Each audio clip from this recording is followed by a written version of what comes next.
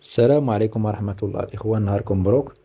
اليوم إن شاء الله غادي نوريكم الطريقة كيفاش تخدموا هذا البراسلي هذا ديال البنات، وهذا بالخصوص للبنيات الصغارين. فراه رائع بالخصوص خدمته بهذا اللون هذا اللون الصومو أو الفانيلي. دابا غادي نشارك معكم الطريقة ديال الخدمة ديالو الإخوان، راه ساهلة وبسيطة، وبإمكان أي واحد يمكن له يصوب هذا البراسلي هذا غير في الدار.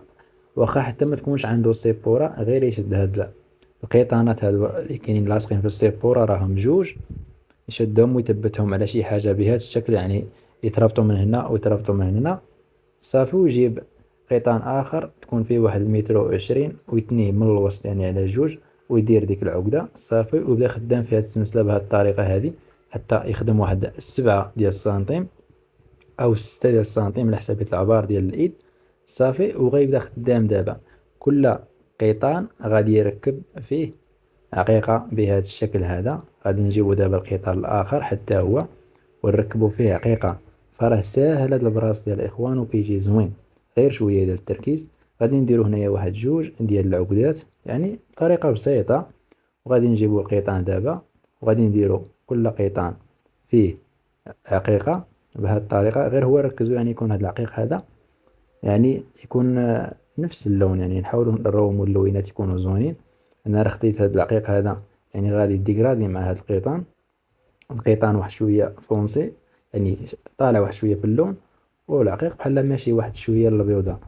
وكيف ما كنشوفوا داك القيطانات اللي في الوسط راني مركب وسط منهم عقيقه وحده.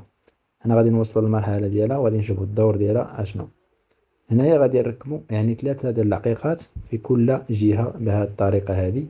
نديروا العقدة الأولى والعقدة الثانية.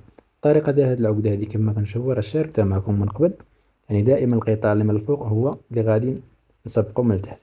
ودابا جبت العقيقة الكبيرة وحتى هي بنفس الطريقة غادي ندير عليها يعني جوج ديال العقدات، وغادي نكمل دابا كيف ما بديت. دابا غادي ندير كل قيطان فيه عقيقة، وندير العقدة الأولى بهذه الطريقة هذه، والعقدة الثانية بهذه الطريقة هذه. راه ساهل في الخدمة ديالو الإخوان وما كياخدش وقت كتير وزوين، بالخصوص دابا في هذا الصيف يعني تلبس مع نصكم يجي زوين صافي. ونجي تاني للمرحلة الثانية، القيطان يعني الأول تا هو عقيقة، والقيطان الآخر تا هو اللي مقابل ليه تا هو عقيقة. وندير العقدة الأولى بهذه الطريقة هذه، ونجيب العقدة الثانية بهذه الطريقة هذه،